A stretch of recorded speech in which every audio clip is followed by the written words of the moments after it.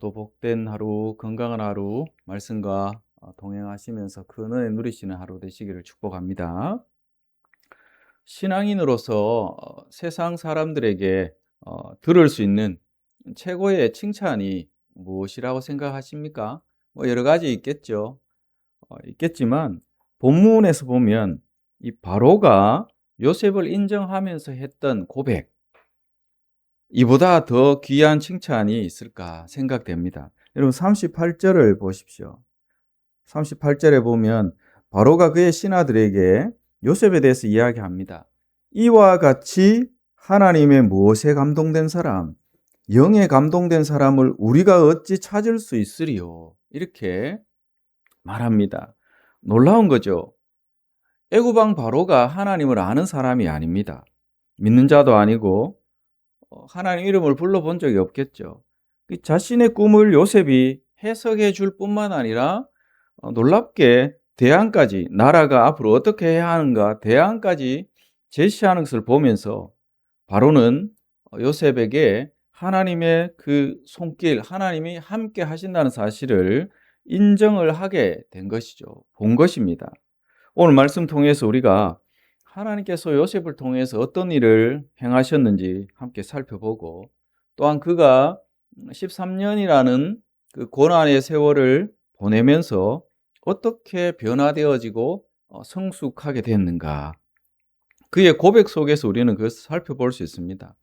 그러므로 우리 역시도 하나님께서 우리의 미래에 놀라운 일들을 이루실 것을 기대하면서 믿음으로 기도하는 그런 시간 되기를 소망합니다. 첫째로 하나님은 요셉을 통해서 큰 일을 행하셨습니다. 하나님은 한 사람 요셉을 사용하기 위해서 놀랍게 섭리하셨죠. 요셉은 어떤 사람입니까? 한때는 형들에게 미움도 받고 또 억울한 누명 써서 감옥에 갇히는 죄수. 그러나 하나님은 하루아침에 그를 어떤 자리로 올리십니까? 애굽의 총리, 그 바로 왕 다음 제2인자 되게 하셨습니다. 그래서 40절을 보십시오. 바로가 하는 말이 어떻습니까? 자기 꿈을 해석해 주고 나라의 어떤 흥망성쇠까지 좌우할 수 있는 그 대안까지 말해주는 이 요셉에게 그가 말합니다. 너는 내 집을 다스리라. 이 나를 대신해서 다스리라는 거죠. 그리고 41절에 보면 구체적으로 내가 너를 애굽 온 땅의 총리가 되게 한다 말씀합니다. 여러분, 요셉의 인생이 완전히 역전됐습니다. 근데 그냥 단순한 인생 역전 이야기인가? 그렇지 않죠. 하나님 나라의 구원, 하나님 나라를 위한 이 구원, 이것이 계획되어졌고 준비되어졌고 요셉을 통해서 이제 실현이 되어지는 거죠. 하나님은 앞으로 올 이 큰 7년의 흉년 속에서 수많은 생명, 애굽의 그 백성들뿐만 아니라 요셉의 그 가정, 또 각국 백성들, 그들의 살 길을 미리 요셉을 통해서 이렇게 준비하시고 열어주셨다는 거죠. 그래서 13년이란 긴 시간을 요셉을 기다리게 하셨고 그를 고난 속에서 다듬으셨고, 그래서 마침내 하나님은 하나님이 정하신 그 때가 되었을 때 요셉을 높이 들어서 사용을 하고 계십니다. 우리 인생도 마찬가지죠. 지금 우리의 어떤 상황을 보면 이해되지 않는 그런 상황들이 분명히 있을 것입니다. 왜 이런 일을 겪어야 하는지 알 수 없는 그런 순간들이 순간순간 우리에게 다가오죠. 그러나 믿음의 사람은 분명히 알아야 합니다. 그 모든 시간들이 결코 헛된 시간이 아니다. 헛되게 우리에게 그런 시간을, 그런 고난을 주시고 시간을 낭비하게끔 하시는 분이 아니라는 거죠. 지금 우리가 흘리는 눈물들, 아픔, 기다림, 답답함, 그 모든 것들 헛되이 우리에게 그 모든 시간들이 지나가게 하지 않으십니다. 우리 자신들을 준비시키는 과정인 줄 여러분 믿으셔야 합니다. 그래서 53절 이후를 보십시오. 53절 이후를 보면 이제 7년 풍년이 지나고 흉년이 들기 시작합니다. 그랬을 때 양식이 떨어지고 애굽 백성들이 바로를 찾자 바로가 요셉에게 가라 이렇게 말하죠.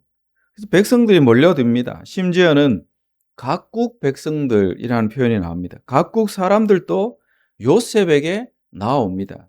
요셉 한 사람을 바라보면서 나오는 거죠. 하나님은 한 사람을 준비시켜서 수많은 사람을 살리시는 그런 능력의 하나님이십니다. 하나님은 오늘도 하나님의 때의 그 방법으로 일하신다는 거죠. 인간의 계산으로는 이해할 수 없는 그런 하나님은 반드시 그 모든 과정을 통해서 하나님의 뜻을 이루신다는 겁니다. 그런 과정 속에서 어떤 일이 벌어집니까? 하나님의 이 섭리 가운데 요셉은 변화가 되어집니다. 아주 성숙한 하나님의 사람이 되는 거죠. 그래서 바로가 봤을 때도 하나님의 영에 감동된 사람, 그렇게 세상 사람들에게조차 인정받을 수밖에 없는 그런 인물이 됩니다. 바로 외에도 누구도 그를 거스를 수 없는 엄청난 권세를 그는 가지게 되었습니다. 그러면 좀 교만해질 수 있고 자기 자신을 드러내는 것 당연하다 볼 수도 있지만 그는 변화되어지고 성숙하게 됩니다. 가정도 이루게 되고 두 아들을 얻게 됩니다. 근데 중요한 것은 요셉의 마음이죠. 예전에 요셉은 자신의 꿈을 자랑하던 그런 젊은이였습니다. 그러나 이제는 그의 입술에 하나님만 고백합니다. 한번 보시죠. 51절을 보시기 바랍니다. 첫째 아들 므낫세를 낳고 그가 고백을 어떻게 합니까? 하나님이 고백합니다. 하나님이 51절에 보면 하나님이 내게 내 모든 고난과 내 아버지의 온 집을 잊어버리게 했다. 그러면서 므낫세라 이름을 짓죠. 또 둘째 아들을 봅니다. 둘째 아들을 에브라임이라 창성함을 의미하는 에브라임 이렇게 낳고는 또 뭐라고 고백합니까? 52절 보면 하나님이 나를 내가 수고한 땅에서 번성하게 하셨다. 하나님이 이렇게 고백합니다. 그의 입에는 나라는 고백이 나오지 않습니다. 내가 이렇게 했다 고백하지 않습니다. 그의 고백 속에 자기 자랑이 없다는 거죠. 내가 이렇게 잘 견뎠고 내가 이제 이렇게 성공했다. 이런 고백이 아니라 오직 누가 하셨다. 하나님이 하셨다 고백합니다. 이것이 변화된 사람, 성숙한 사람, 하나님의 영에 감동된 사람의 고백인 줄로 믿습니다. 고난을 지나면서 사람은 깨지고 변화되어지는 거죠. 부서지고 깨지고 하면서 변화되어지고 성숙하게 된다는 거죠.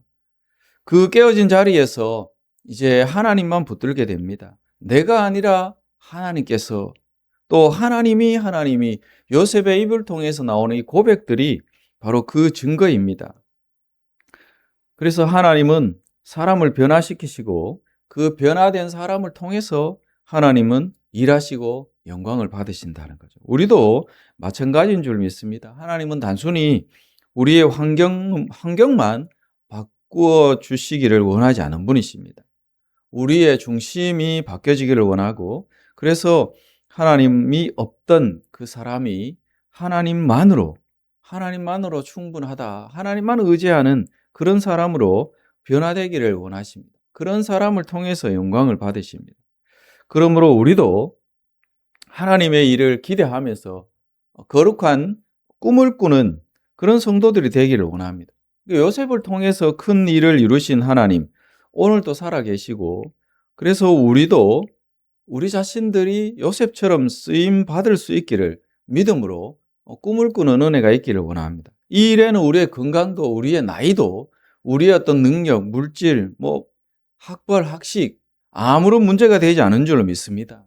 하나님이 계획하시고 하나님이 일하시면 하나님은 우리를 요셉같이 사용하실 수 있는 분이십니다. 그래서 우리도 기대하면서 소망을 가지고 꿈을 꿀 수 있어야 하겠죠. 하나님은 나 같은 사람도 사용하실 수 있다.